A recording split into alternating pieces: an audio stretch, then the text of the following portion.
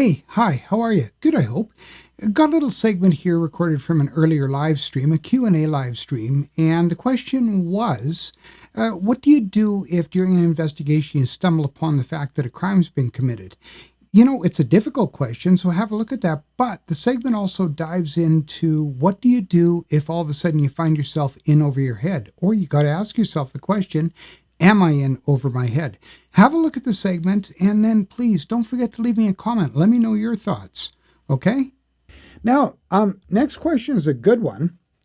During an incident investigation, you stumble on something that looks like a crime, employee theft or something like that, and what do you do? It's a good question, a really good question.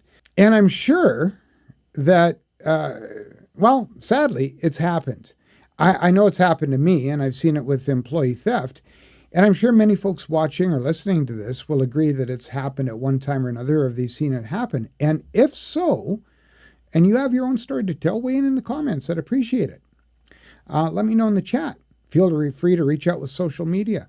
But here I have to say that it depends. It depends. At the point, you might have to push pause on the investigation.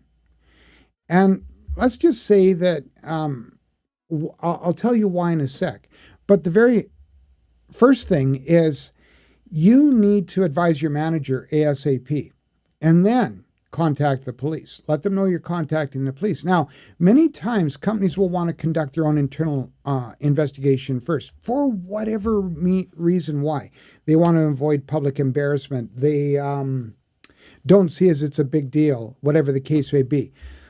I always want to caution against it. Now, if your organization has former law enforcement personnel or people that are actually trained investigators and experienced with criminal investigations or civil litigation, then great. But if not, it's best to let the police in on it as soon as possible.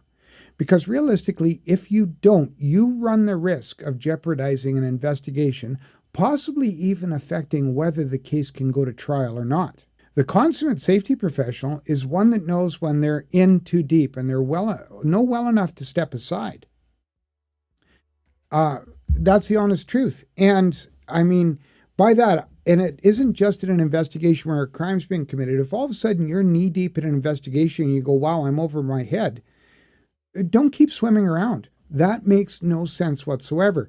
Reach out, hire a third-party service provider, some professional. And I've done it where I've had to hire hygiene professionals to come in and do testing because, one, I didn't have the equipment, and two, I didn't have the expertise, and three, I knew that if I mishandled this, that it could, and it wasn't just my job, it could have serious consequences, possibly legal, etc. So if you're all of a sudden get that sense you're over your head, at minimum, reach out and talk to a peer. And don't be afraid of just calling in a third party and saying, hey, going to pay you for your time. I just want to bounce something off you. I mean, realistically, that's the smart thing to do, in my mind. And once again, like I said, if you have any questions, thoughts, weigh in. I appreciate your comments.